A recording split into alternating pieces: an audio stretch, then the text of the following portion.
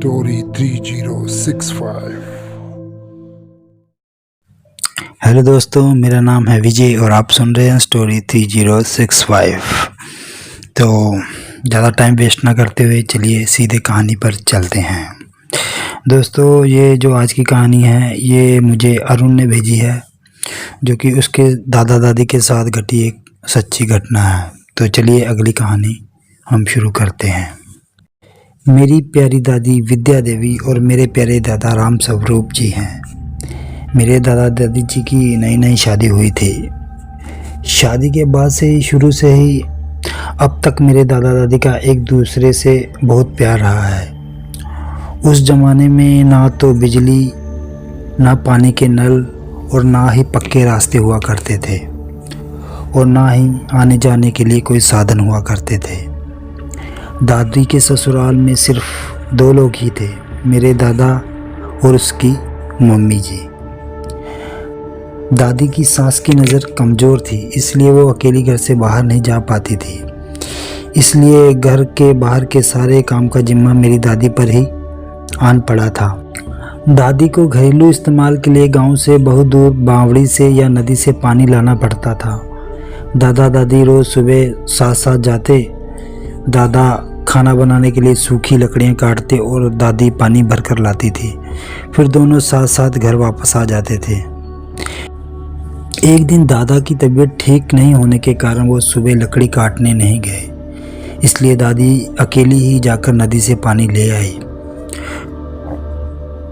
जो सूखी लकड़ियाँ घर में पड़ी हुई थी उन्हीं को जलाकर दादी ने सुबह का नाश्ता और फिर दोपहर का खाना बना लिया।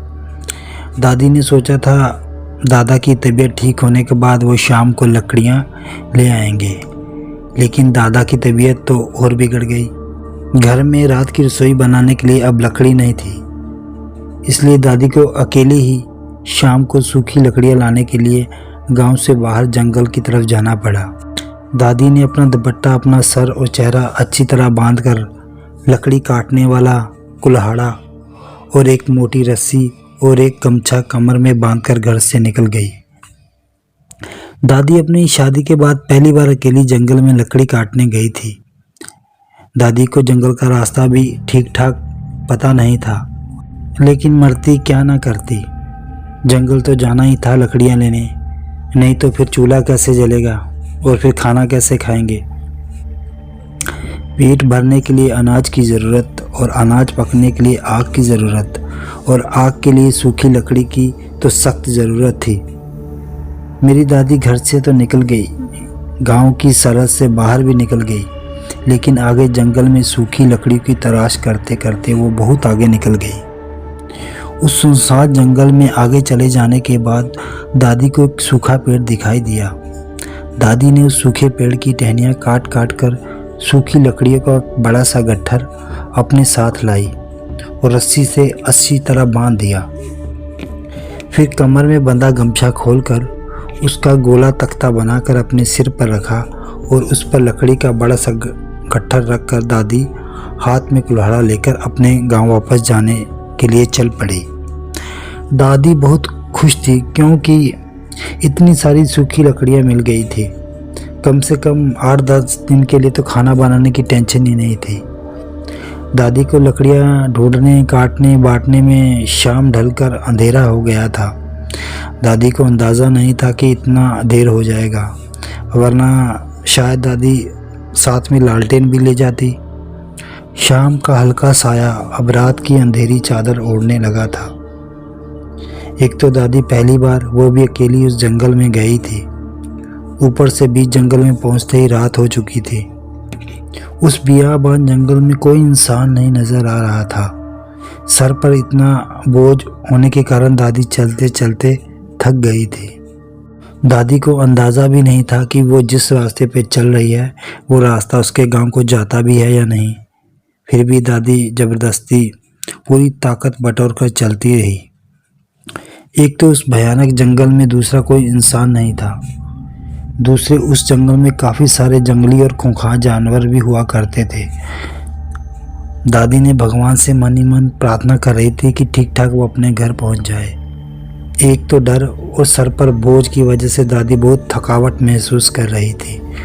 दादी उस जंगल में रास्ता भटक गई थी, क्योंकि बहुत देर तक चलते रहने के बाद भी उन्हें अपने गांव के घर की जलती टिमटिमाती लालटेन दिखाई नहीं पड़ रही थी। दादी अच्छी तरह से समझ गई थी कि वो रास्ता भटक चुकी है। दादी का दिमाग उसके पैरों से भी ज़्यादा तेज़ दौड़ रहा था। दादी के कानों में किसी जानवर के गुर्राने की आवाज़ पड़ी तो दादी डरकर वापस पीछे पलटी। दादी को चांद की हल्की रोशनी में थोड़ी दूर बड़ा सा एक बरगद का पेड़ दिखाई पड़ा। फिर दादी फटाफट उस पेड़ के पास पहुंची और सर से लकड़ी का गट्ठर उतारकर उस बरगद के पेड़ के पीछे रखा और क्षण भर की देरी किए बिना उस बरगद के पेड़ पर चढ़कर पत्तों के झुरमुट की आड़ में छिपकर बैठ गई। दादी को बहुत सारे खूंखार जानवरों के गुर्राने की आवाज़ अपने आसपास आने का अनुभव हुआ। दादी ने पेड़ में खुद को ऐसे छिपा लिया जैसे वहाँ कोई है ही नहीं। दादी अपने दुपट्टे से अपनी सांस की आवाज़ तक रोके बैठी थी।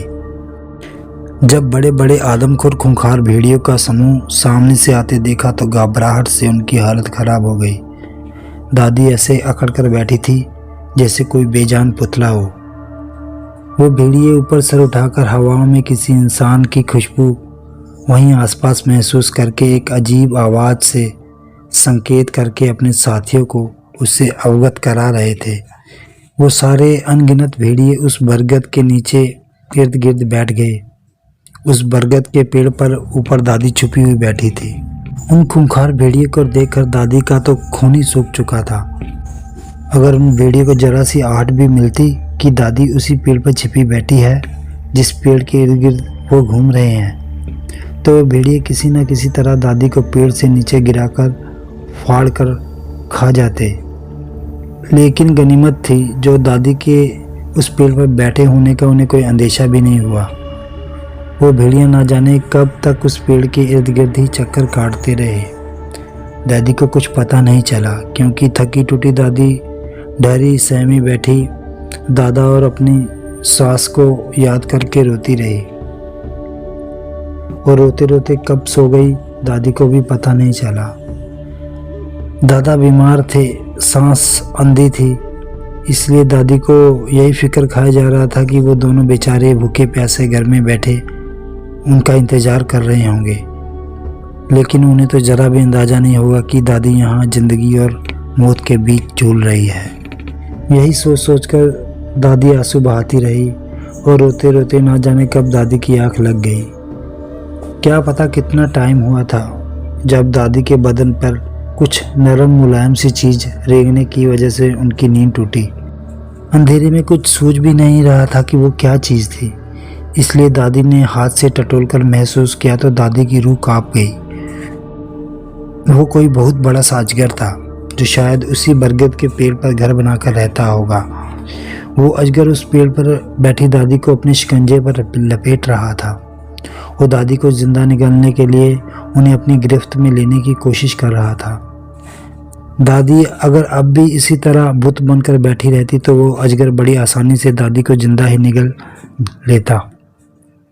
इसलिए दादी ने धीरे धीरे उस डाली से सरकना शुरू किया और हाथों से टटोल मटोल कर उस पेड़ की उखड़ी हुई मोटी डाल को हौले से अपने हाथ में पकड़ा। वो दादी के शरीर को उस अजगर ने दबोच रखा था और दादी के सर पर मुंह फाड़े वो अजगर दादी को सर से निगलने की तैयारी में लगा था। दादी ने अंधेरे में तीर चलाया और हाथ में पकड़ी एक मजबूत मोटी डाली को उस अजगर के मुंह में घुसेड़ दिया। अचानक हुए हमले से अजगर बुखरा गया। अजगर के मुंह में भयानक दर्द होने लगा। तभी सही मौका पकड़ दादी ने उस अजगर पर अंधाधुंध हाथ मुक्के और पैर चलाना शुरू किए।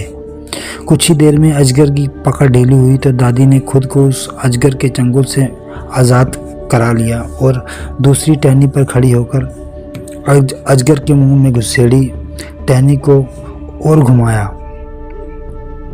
फिर अजगर पर इतने प्रहार किए कि उसकी पकड़ बरगद के पेड़ से ढीली पड़ गई। तभी सही मौका पका दादी ने उस अजगर को पेड़ से नीचे गिरा दिया। अजगर धड़ाम से नीचे गिरा तो भेड़िए की नज़र उस पर पड़ी। अजगर अभी दोबारा पेड़ पर चढ़ने की कोशिश में था कि तब भेड़िए ने उसे घेर लिया और उस अजगर को फाड़ कर उसके टुकड़े टुकड़े कर कर खा गए।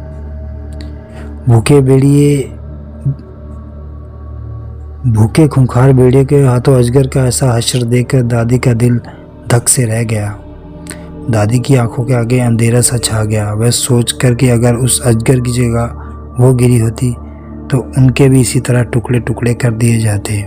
वो भेड़िए भूखे और बहुत बड़े आकार के थे और वो हूँ की आवाज़ निकालकर एक साथ निकाल रहे थे।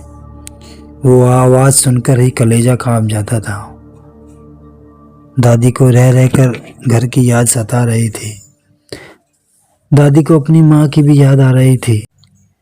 जब वो माँ के घर में थी तो ज़िंदगी में कभी भी वो घर से अकेली नहीं निकली थी। दादी जैसे सीधी सादी लड़की जिसे घर में कभी अकेले बावड़ी तक नहीं भेजा गया था, वो आज इस बियाबान में खौफनाक रात के साए में खूंखार भूखे भेड़िए के बीच फंसी अपनी मौत का इंतज़ार कर रही थी। दादी को यकीन हो चला था कि अब उसका बचना नामुमकिन है। वो भेड़िए वहाँ से जा ही नहीं रहे थे।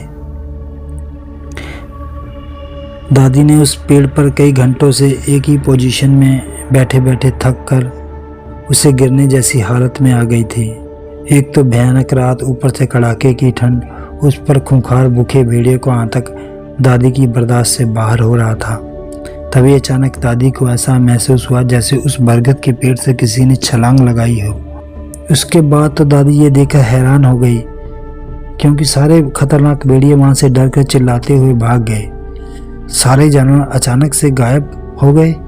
दादी को बहुत ठंड लग रही थी तो दादी ने लकड़ी के गट्ठर को उठाने के लिए जो गमछा साथ लाई थी सर पर रखने के लिए उसे खोलकर अपने दुपट्टे से मिलाकर डबल किया और उसे शाल की तरह ओढ़ लिए। दादी को बड़ा आश्चर्य हुआ कि वो इतने सारे भेड़िए अचानक कहाँ से गायब हो गए। ये कैसे हो सकता है?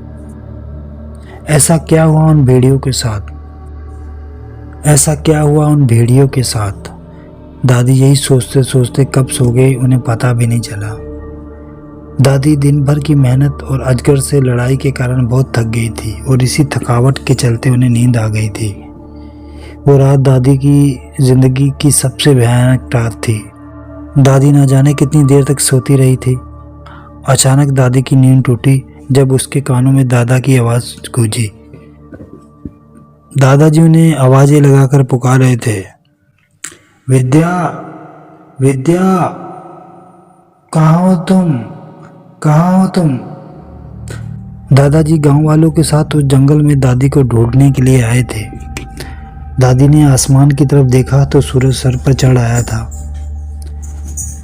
दादी का तो गला डर और प्यास और ठंड के मारे सूखा हुआ था। दादी की तो हलक से आवाज़ भी नहीं निकल रही थी। फिर भी दादी ने पूरी ताकत बटोरकर आवाज़ लगाई, सुनते हो जी, सुनते हो, मैं यहाँ हूँ।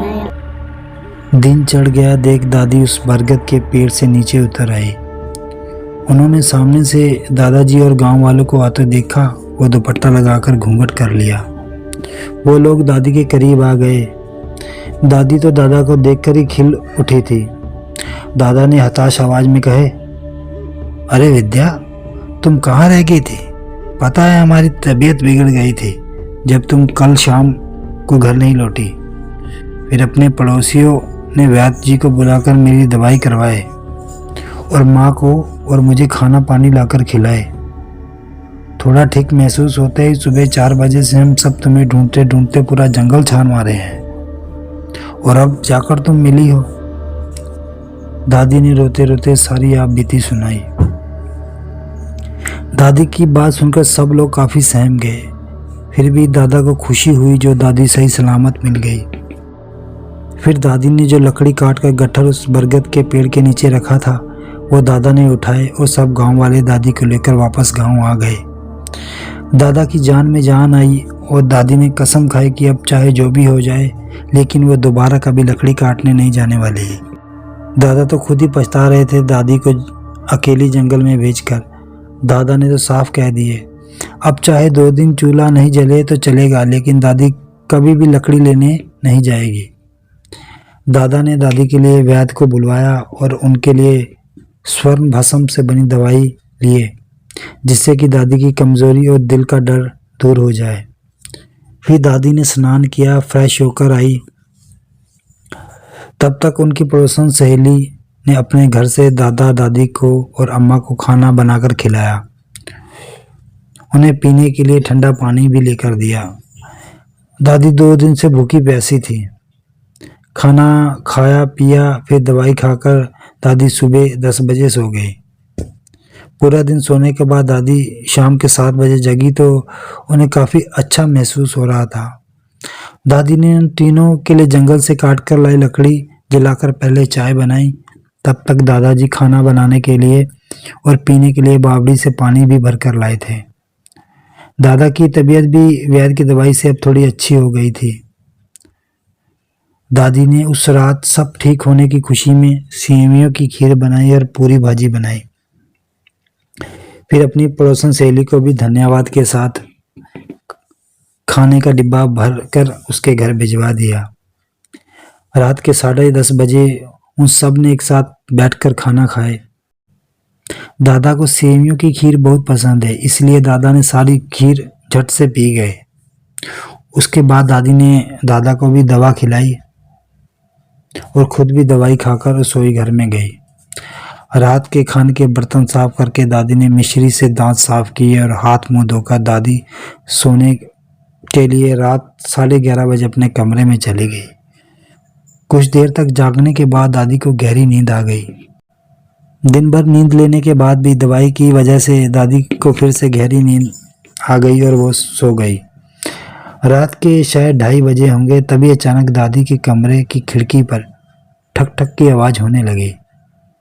पहले तो दादी को लगा कि वो सपना देख रही है, लेकिन जब किसी के अजीब तरह से गुर्राने और घूं-घूं करने की आवाज़ से दादी की नींद टूटी तो दादी बहुत डर गई। दोस्तों, इस कहानी में क्या हुआ आगे जानने के लिए इसका अगला भाग जरूर देखें। मिलते हैं इसके अगले भाग में। तब तक के लिए take care and bye bye.